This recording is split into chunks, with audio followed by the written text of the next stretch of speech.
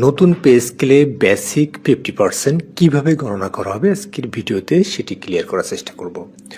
তো ধরুন আপনি একজন 16তম গ্রেডের কর্মচারী। তো 2015 এর পে স্কেল অনুযায়ী আপনার বর্তমান বেসিক 9,300 টাকা এবং নতুন পে স্কেল অনুযায়ী আপনার বেসিক যদি 21,900 টাকা হয়, প্রথম বছরে 50% বেসিক কাউন্ট হলে আপনি আপনার বৃদ্ধিপ্রাপ্ত যে বেসিক তার 50% করলে কোনটি হবে? তো আপনার বর্তমান বেসিকের সাথে সেই 50% কিন্তু যোগ হবে।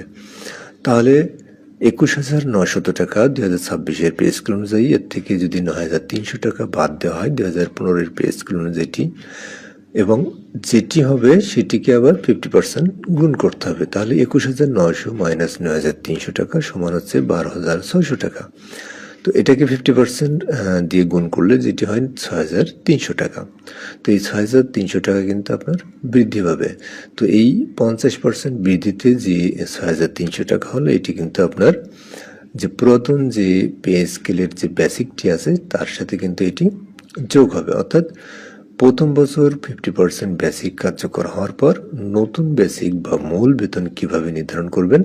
তো আপনার মূল বেতন হবে বর্তমান বেসিক প্লাস 50% বৃদ্ধি। অর্থাৎ 2015 এর বেসিক অনুযায়ী আপনার যেটি ছিল 9,300 টাকা, এর সাথে বর্তমান যে 50% বৃদ্ধি পাচ্ছে সেটি 6,300 টাকা হচ্ছে। তো এটি যোগ করার পরে আপনার যেটি হচ্ছে 15,600 টাকা। তো এটি হবে কিন্তু আপনার বেতন বৃদ্ধিতে প্রথম বছর 50% যে বেসিক গণনার পর আপনার নতুন সমন্বিত মূল বেসিক। তো এখন অন্যান্য ভাতার হিসাব কিভাবে করবেন? সাধারণত সিটি কর্পোরেশনে বাড়ি ভাড়া ভাতা 50%, তাহলে 21,900 গুণিতক 50% সমান 10,450 টাকা। চিকিৎসা ভাতা 1,500 টাকা।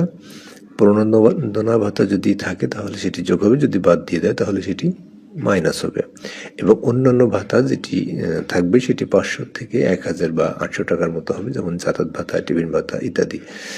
তো তাহলে মোট বেতন হবে আপনার 15,600 টাকা প্লাস বাড়ি ভাড়া ভাতা 10,450 টাকা প্লাস চিকিৎসা ভাতা 1,500 টাকা প্লাস অন্যান্য ভাতা 800 বা 1,000।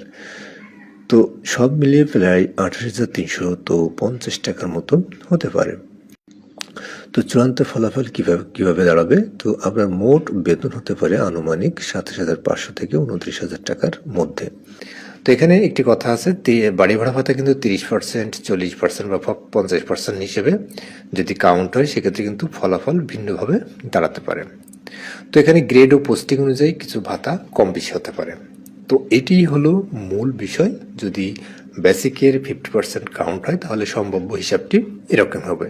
তো এটি কিন্তু আমার একান্তই নিজস্ব ব্যক্তিগত অভিমত।